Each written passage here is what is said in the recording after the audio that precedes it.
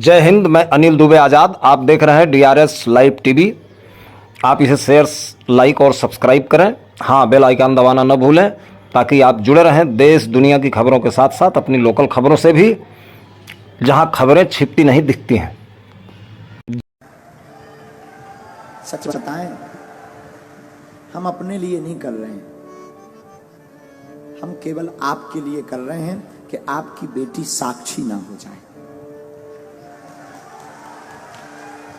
हम इसलिए कर रहे हैं कि अब हमारे मंदिरों पर सोमनाथ जैसा कभी दोबारा हमला ना हो। हम इसलिए कर रहे हैं कि तुम्हारे बच्चे, तुम्हारे जीते जी उन माँ बाप से पूछना जिनके बच्चे घर छोड़कर दूसरे मजहब में चले गए, जिनकी बेटियां घर से भाग गईं, कश्मीरी पंडितों को भगा दिया। यहीं दिल्ली में यमुना के पास पाकिस्तानी हिंदू हैं शरणार्थी, उनको रहने के लिए निवास नहीं है, लाइट नहीं है। उनके पास जब जाओ और पूछो कि वहां पाकिस्तान में क्या हाल था, उनकी बेटियों को, छोटी छोटी बच्चियों को उठा लिया गया। 13-13 साल की बच्ची को उठा ले गए। और हम नहीं चाहते कि हमारे भारत में तुम लोगों की बेटियों के साथ ऐसा हो। सिर्फ हिंदुत्व की बात और सनातन की बात हम इसलिए बोलते हैं। क्षमा करना, जो पुलिस में भी है उनके ऊपर भी कितने हमले कहां कहां नहीं हुए, बंगाल में। हम नहीं चाहते लौटकर हमारे राष्ट्र के इन सिपाहियों के ऊपर कोई उंगली उठाए।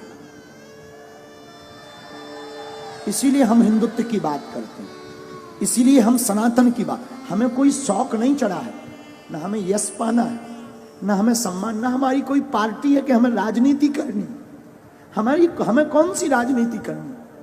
हम तो तुम्हारे लिए बोल रहे, तुम्हारी आने वाली पीढ़ी के लिए बोल रहे, तुम्हारे लिए जी रहे। वरना हमारा दरबार अच्छा खासा चल रहा है, दरबार में कोई कमी नहीं। हम तो प्रोफेशनली लाइफ जी लेंगे, ज्यादा परेशान होंगे, प्रोफेशनली लाइफ जी लेंगे, अपना दरबार लगाएंगे, बस अपने आराम से रहेंगे, न लेने माधव का न देना माधव का। लेकिन क्या इससे राष्ट्र का भला होगा? नहीं होगा। हम तुम्हारे लिए जी रहे हैं। इस वीडियो को जरूर तुमसे प्रार्थना है कि तुम्हारे अंदर अगर जमीर है, जागो। हम ये नहीं कहते तुम सपोर्ट करो हमारा, तुम्हें जहां जो करना वो करो, लेकिन हां, बात जब सनातन की आ जाए तो प्लीज चुप मत बैठना।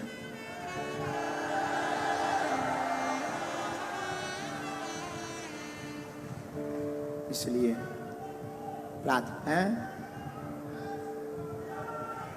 नहीं बाइकआउट करना ही पड़ेगा, बिना उसके काम भी नहीं चलेगा। जो ऐसा चलाए और जो ऐसा करे उसको देखना, उसके पंडालों में जाना बंद कर दिया जाए। अब बाबर का देश नहीं, रघुवर का देश है यार। बेफिजूली हमने राम के लिए इतने साल कोर्ट में माथा पच्ची की, भगवान कृष्ण की पूजा नहीं खुलकर कर पा रहे, राम की यात्राओं में पत्थर लग रहे, पाल घर में संतों को पत्थरों से पीट पीट कर बर्बरता, निर्दयता से मार दिया जाता, और लोग कहते तुम चुप बैठो। और हां, हमारे बोलने से और तुम्हारे जय श्री राम केवल मोबाइल चलाने से भारत हिंदू राष्ट्र नहीं बनना है। तुम्हें आवाज उठानी पड़ेगी और जैसे को तैसा जवाब देना पड़ेगा। तुम्हें घर से बाहर निकलना पड़ेगा, क्योंकि हम कोई राजनेता नहीं है कि तुमने ताली पीटी और वोट दिया हम चले गए। हम सनातन के सिपाही हैं। जब तक तुम्हारे अंदर जुनून और जोश नहीं भर देंगे, जब तक तुम्हें सड़कों पर तूफान, मंदिरों में भीड़, सड़कों पर तूफान चाहिए। हमें राम राज्य से भरा हिंदुस्तान चाहिए। और आज तुम जवाब नहीं दोगे, कल तुम्हारी कोई नहीं सुनेगा। 5-6 प्रदेश में हिंदू अल्पसंख्यक हो गए, यूपी में भी हो जाओ, भारत में भी हो जाओ। तो अगर नहीं ऐसा चाहते हो तो आओ, चाहते हो तो ठीक है, तुम्हारी इच्छा। हम तो बोल सकते हैं, नहीं चाहते हो, तुम्हारे अंदर जमीर है। हमारे पूर्वजों ने राम के लिए अपने प्राण त्यागे हैं। भारत के लोगों, तुम्हारे पूर्वजों ने संस्कृति और संस्कार और भारत को बचाने के लिए बलिदानियां दी हैं, और तुम इसको थोथा बनाकर गुलाम मत बनवा देना।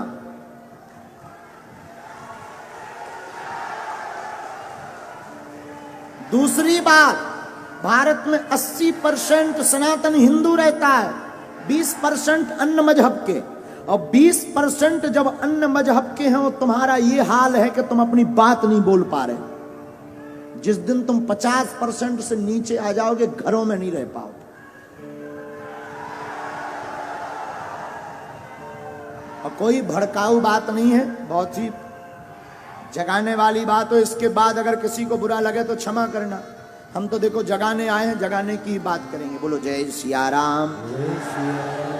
तो कौन कौन तैयार है ऐसे लोगों को जवाब देने के लिए?